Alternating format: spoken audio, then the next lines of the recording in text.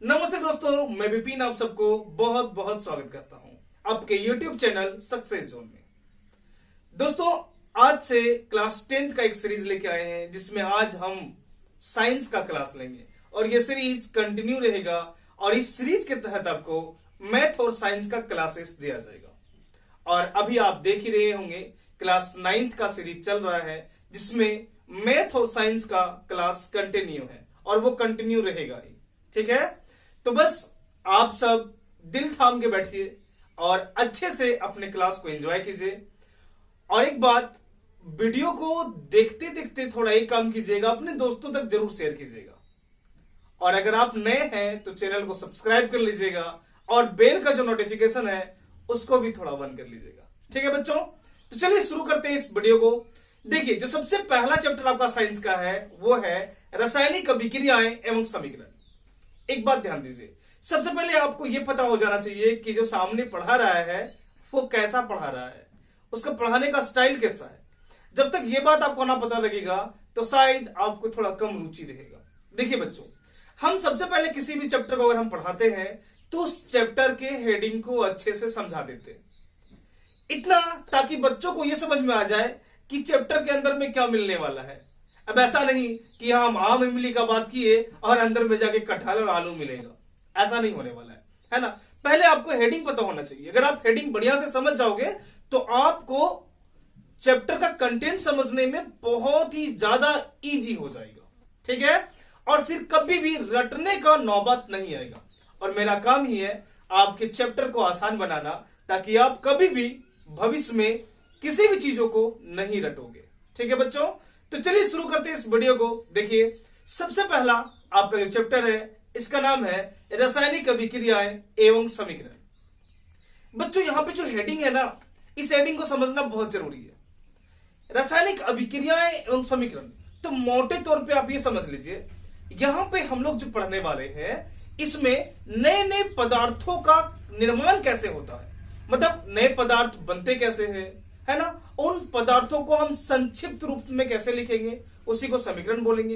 ये अभिक्रियाएं कितने प्रकार के होते हैं, है ना, उसमें से रासायनिक अभिक्रिया के बारे में डिटेल से बात करेंगे, फिर समीकरण के बारे में बात करेंगे और क्या बात करेंगे, तो इसको संतुलित कैसे किया जाता है। बच्चों, शायद ये सब बात नहीं समझ में आ रहा होगा। ठीक है, अभी यहीं तक रहने देते हैं। देखिए बच्चों, अभिक्रिया के बारे में थोड़ा ध्यान से देखिए। अभिक्रिया का मतलब क्या होता है? देखो, अभिक्रिया का मतलब होता है परिवर्तन। परिवर्तन का मतलब बदलाव। जैसे आप ये समझ सकते हो कि हम अगर पानी लिए हैं और उसको हम जमा देंगे तो वो भी एक प्रकार का अभिक्रिया है, वो भी एक प्रकार का परिवर्तन है। ठीक है, तो बेसिकली अभिक्रिया कितने प्रकार के होते हैं? तो देखिए, अभी आप देख रहे होंगे अभिक्रिया दो प्रकार के होते हैं। पहला है भौतिक अभिक्रिया और दूसरा है रासायनिक अभिक्रिया। तो जो दूसरा है ना, रासायनिक अभिक्रिया, यही हम लोगों को पूरे चैप्टर में पढ़ना है। बच्चों, आप ये दोनों वर्ड से बहुत ही अच्छे तरीके से वाकिफ है। भौतिक अभिक्रिया का मतलब क्या होता है? देखो, वह अभिक्रिया जिसमें पदार्थों को केवल अवस्था और आकार में परिवर्तन होता है परंतु गुण में कोई भी परिवर्तन नहीं होता है, उसे भौतिक अभिक्रिया कहते हैं। अब यहां पे आप मेरा बात को समझिएगा, क्या समझना है आपको?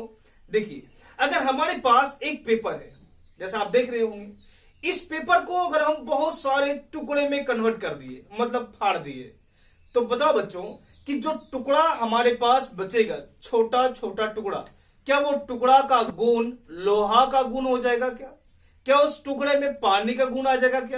क्या उस टुकड़े में कभी सिल्वर का गुण आ जाएगा? कभी ऐसा होने वाला है? ऐसा कभी नहीं होगा। तो हम पूछेंगे, बताओ क्या वो छोटा टुकड़ा बड़े कागज के टुकड़े के बराबर है? तो आप बोलिएगा सर नहीं है। क्या हुआ? जिसके आकार में परिवर्तन हो गया।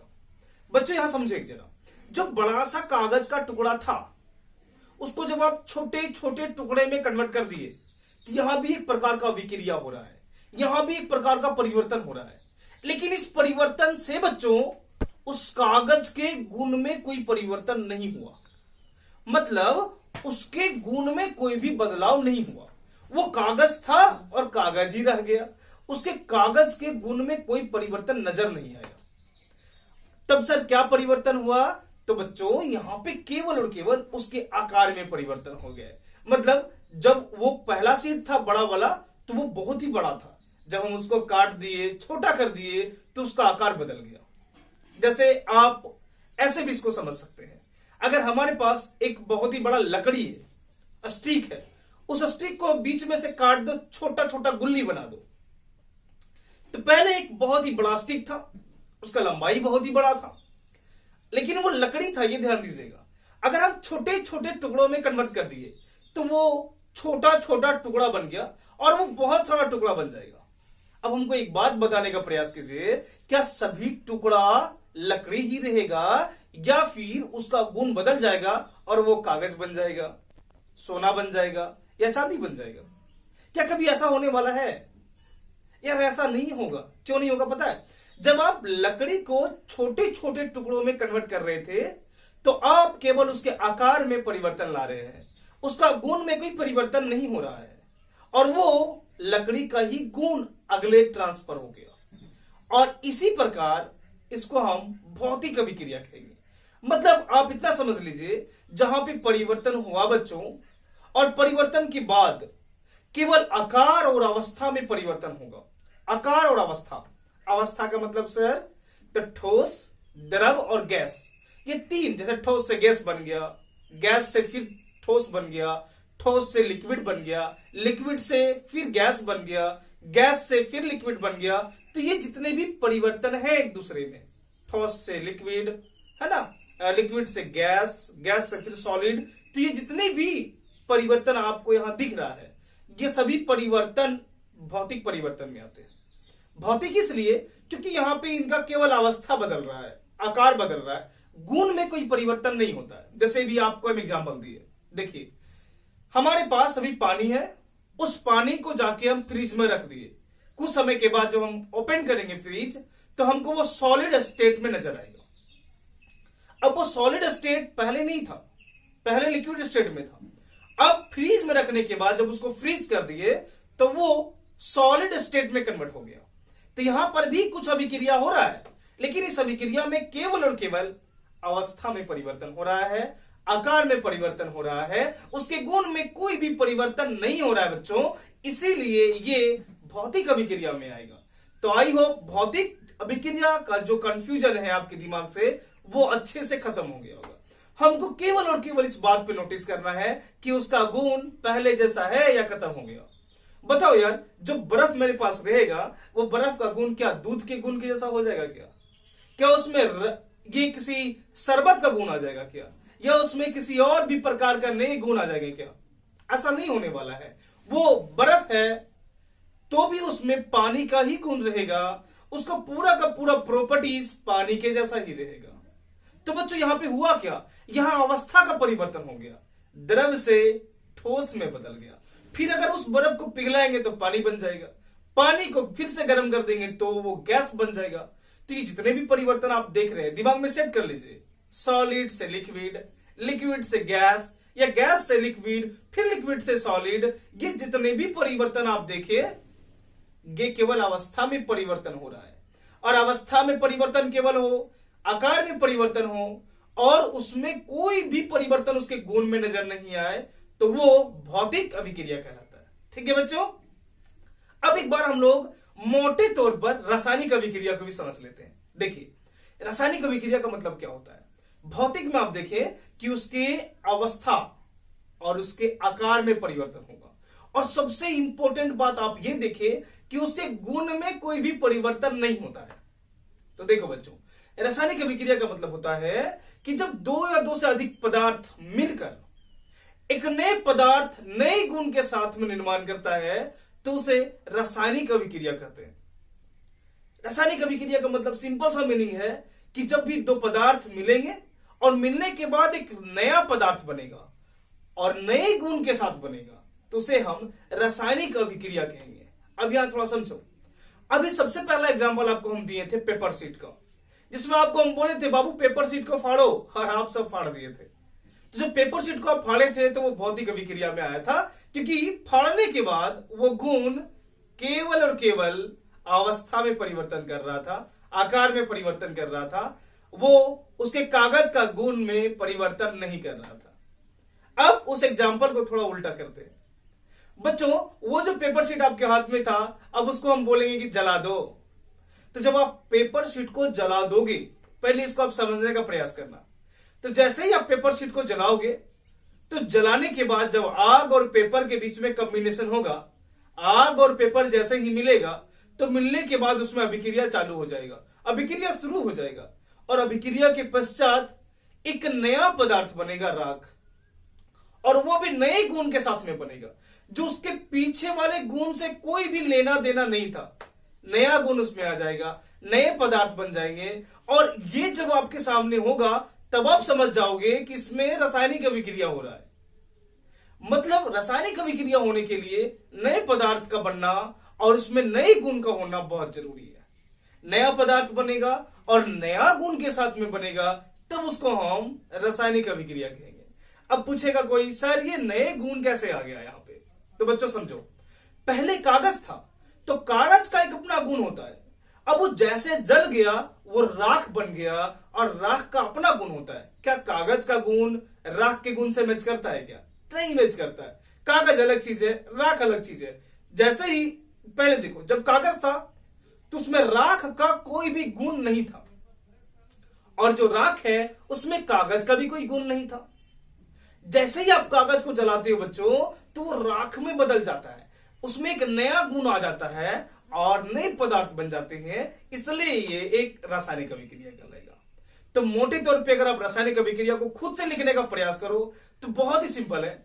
ऐसे लिखना, जब दो या दो से अधिक पदार्थ मिलते हैं और मिलकर एक नए पदार्थ नए गुण के साथ बनाते हैं, तो उसे रासायनिक अभिक्रिया कहते हैं। अब रासायनिक अभिक्रिया में क्या क्या बदल जाता है? तो देखो, सभी चीज का परिवर्तन होना संभव है यहां पे। मतलब उसके अवस्था में परिवर्तन होंगे, पहला, आकार में भी परिवर्तन होंगे, रंग का बदलाव हो सकता है, गैस का उत्सर्जन होगा, और एक बहुत ही इंपॉर्टेंट, गुण में परिवर्तन होगा। गुण मतलब उनके प्रॉपर्टीज में परिवर्तन होगा। तो बच्चों, आई होप ये आपको समझ में आ गया होगा। अब आपको हम पूछे कि बाबू बताओ यार हमको एक जरा, कि सपोज हम एक लकड़ी को जला दे रहे हैं, तो बताओ ये कौन से परिवर्तन में आएगा, ये कौन सा विक्रिया में आएगा? तो आप आराम से बता सकते हो, सर जब हम लकड़ी को जलाएंगे तो ये एक रासायनिक अभिक्रिया में आएगा, जलने के बाद इसका पूरा का पूरा गुण बदल जाता है।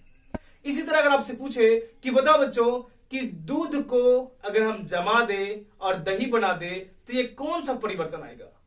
तो दूध से दही बनना, ध्यान से देना ये, दूध पहले एक अपना गुण के साथ में था, इसमें एक अपना खूबी था, और जैसे ही इसमें दही को ऐड किए और पूरा का पूरा दूध दही में बदल गया, तो एक नया पदार्थ बना, और वो भी नए गुण के साथ में। उसका गुण दूध के गुण से बहुत अलग है, और एक नए पदार्थ बन गया।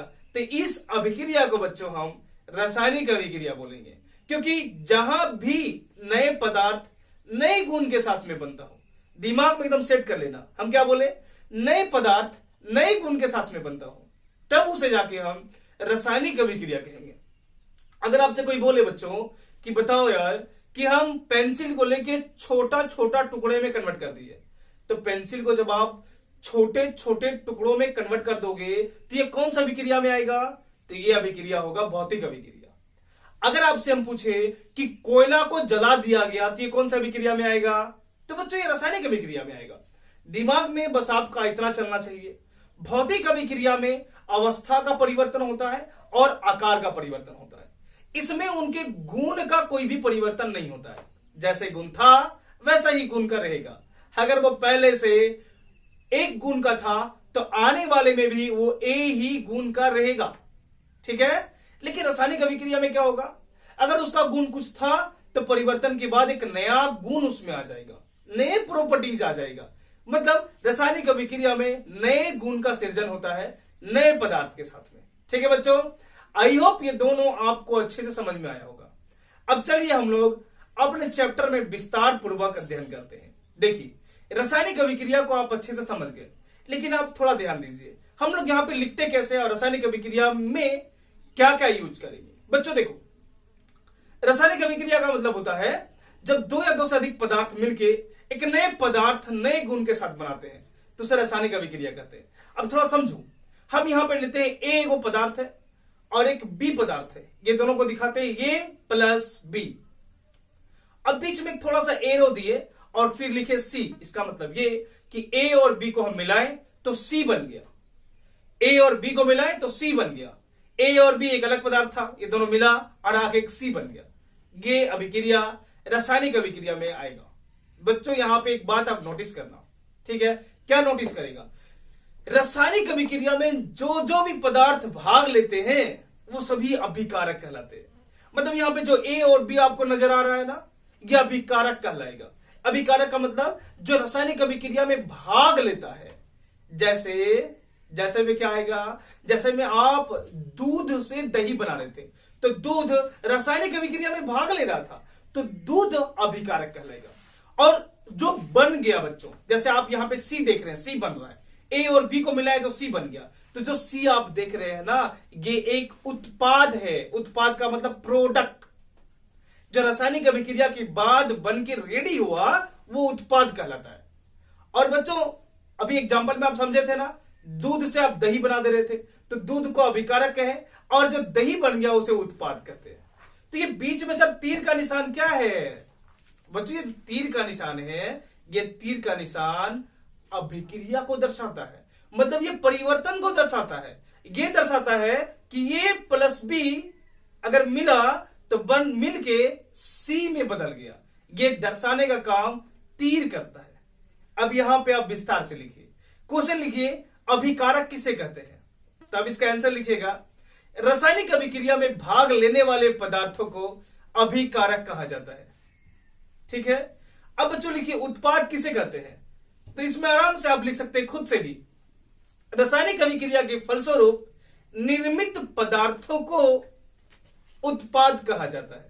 मतलब जो रासायनिक अभिक्रिया के बाद पदार्थ बनेगा बच्चों, उसी को उत्पाद कहा जाता है। और स्टार में एक बात लिखिएगा, स्टार का मतलब क्या? उसमें एक पॉइंट डालिएगा अपने फेयर कॉपी में और वहां पे लिखने का ये कोशिश कीजिएगा कि रासायनिक अभिक्रिया में तीर का निशान अभिकारक से उत्पाद में परिवर्तन को दर्शाता है। ये जो तीर का निशान आप देख रहे हैं बीच में ना बच्चों, वो अभिकारक को उत्पाद में जो परिवर्तन कर दिया गया है उसी परिवर्तन को दर्शाया गया है। तो बच्चों यहां तक आपको अच्छे से समझ में आ गया होगा रासायनिक अभिक्रिया क्या होता है, भौतिक अभिक्रिया क्या होता है, और रासायनिक अभिक्रिया को जो हम लिखते हैं अभिक्रिया को बच्चों, ठीक है, उसमें उत्पाद क्या है और अभिकारक क्या होता है, तीर का निशान का मतलब क्या होता है। ये एक इंट्रो वीडियो था बच्चों, जिसमें हम लोग अच्छे से ये सभी बातों को कवर किए। अब जो आपका आगे वीडियो आएगा उसमें हम लोग डिटेल से अध्ययन करेंगे और समझेंगे रासायनिक समीकरण क्या होता है, रासायनिक समीकरणों को संतुलित क्यों किया जाता है, संतुलित करने का एक नहीं हम तीन मेथड बात करेंगे। तो एकदम दिल थाम के और अपने चेहरे पे स्माइल रख के अच्छे से एकदम पढ़ाई करते रहिएगा। ठीक है बच्चों? और एक बात ध्यान दीजिए, वीडियो को फ्री में एकदम नहीं देखना है, तो घबराना नहीं, आपसे कोई पैसा नहीं मांग रहे हम। तो क्या करना है, तो वीडियो को अधिक से अधिक शेयर कीजिएगा। यही आपका एक गुरुदेशना के रूप में मेरा हो जाएगा। जिसे ऑफलाइन हम पढ़ाते हैं तो वहां पे फी लेते हैं, ये ऑनलाइन में आपके लिए गुरुदेशना होगा कि आप इस वीडियो को अधिक से अधिक शेयर कीजिएगा, सब्सक्राइब कीजिएगा चैनल को, और अगर आप अभी तक लाइक नहीं किए हैं तो लाइक कर दीजिएगा। तो मिलते हैं एक नेक्स्ट वीडियो में। जय हिंद।